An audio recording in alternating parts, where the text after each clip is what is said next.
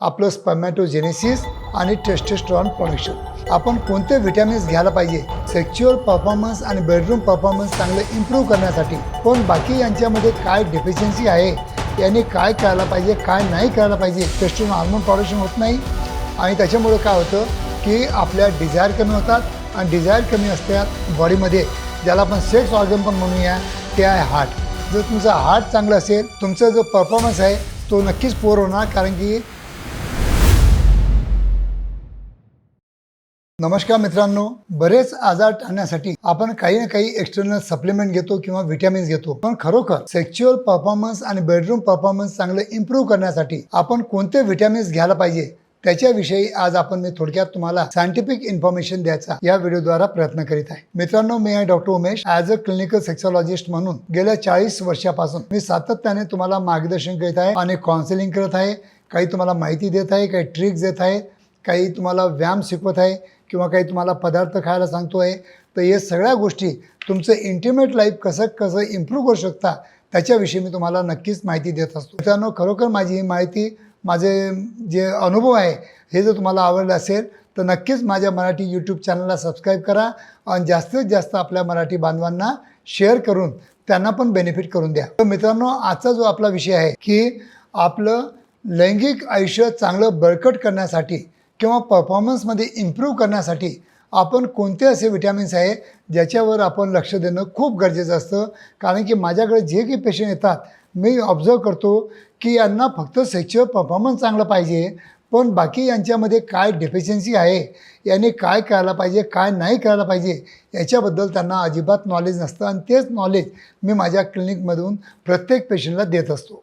तर मित्रांनो, ऑब्झर्वेशन केल्यानंतर किंवा रिसर्च केल्यानंतर मला असं आढळून आलं की बऱ्याच लोकांमध्ये जे माझ्याकडे पेशंट येतात 99% लोकांमध्ये व्हिटॅमिन D3, B12 आणि मॅग्नेशियम, झिंक याची कमतरता खूप असते। या कमतरतेमुळे काय होतं की तुमच्या शरीरामध्ये प्रॉपर टेस्टोस्टेरॉन हार्मोन प्रोडक्शन होत नाही आणि त्याच्यामुळे काय होतं की आपल्या डिझायर कमी होतात आणि डिझायर कमी असतात तर नक्कीच आपलं इरेक्शन आपल्याला प्रॉपर जेवढं पाहिजे तेवढं स्टोनी हार्ड आपल्याला इरेक्शन मिळत नाही। आणि याच्याबरोबरच एक अजून विटॅमिन सांगतो जे आहे ओमेगा फॅटी 3 ॲसिड।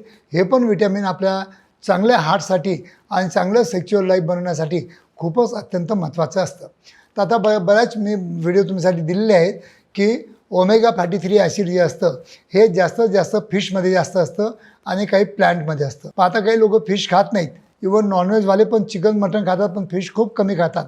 आणि समुद्रकिनाऱ्याचे लोक जे असतात ते म्हणजे फिश जास्त खातात म्हणून त्यांच्यामध्ये ॲसिडचं ओमेगा फॅटी 3 ॲसिड जास्त असतात आणि त्यांच्या तिथं हार्ट अटॅक येण्याचे याचं प्रमाण पण खूप कमी असतं।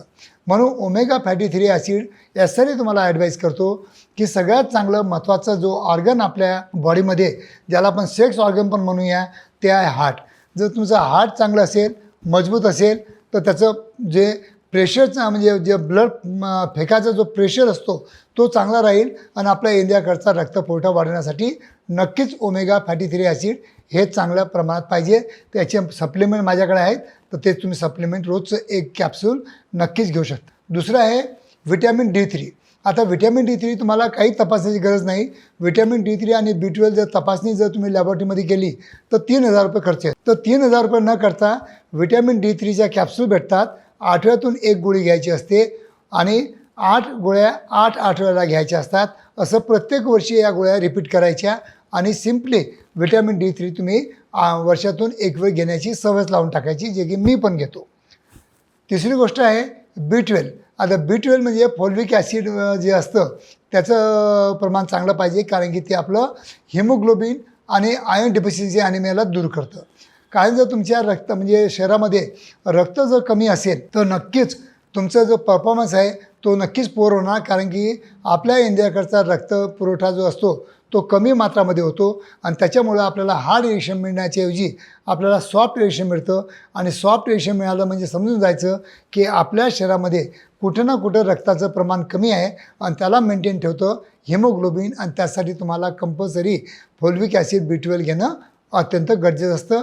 हे आमच्या क्लिनिकमध्ये आम्ही इंजेक्शन फॉर्ममध्ये देतो, ज्याचे रिझल्ट खूप फास्ट आहेत। आता तिसरी गोष्ट आता झिंक आणि मॅग्नेशियम हे दोन विटॅमिन हे कशासाठी महत्त्वाचे आहेत सेक्शुअल लाईफमध्ये, कारण की या 2 व्हिटॅमिनवर डिपेंड असतं आपलं स्पर्मॅटोजेनेसिस आणि टेस्टोस्टेरॉन प्रोडक्शन.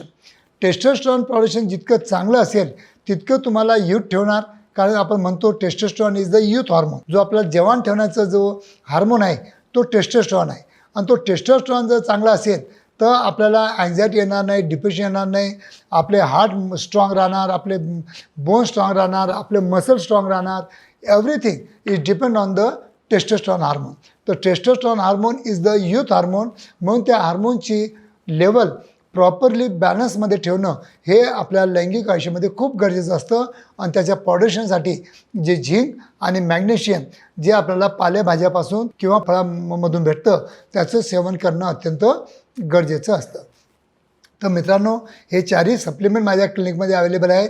पण हे जर सप्लिमेंट तुम्ही रेग्युलर बेसिसवर घेत असाल आणि फक्त अश्वगंधा आणि शिलाजी जे प्युअर फॉर्ममध्ये किंवा ऑर्गॅनिक फॉर्ममध्ये तुम्हाला आजच्या स्थितीमध्ये भेटत नाही, तो घेऊन जर तुम्ही लैंगिक आयुष्य जर चांगलं मजबूत आणि बळकट करण्याचा प्रयत्न करत असाल तर तुम्ही इथं चुकता आहे. जे काही सायंटिफिक सिद्ध झालेलं आहे ते व्हिटॅमिन्स किंवा ते जर इसेन्शियल व्हिटॅमिन्स जर घेतले तर नक्कीच तुमचं लैंगिक आयुष्य चांगलं घरच्या घरी तुम्ही चांगलं इम्प्रूव्ह करू शकता. त्यासाठी कोणत्याही डॉक्टरांची किंवा कोणत्याही ऑनलाईन औषधाची गरजच भासणार नाही. धन्यवाद मित्रांनो.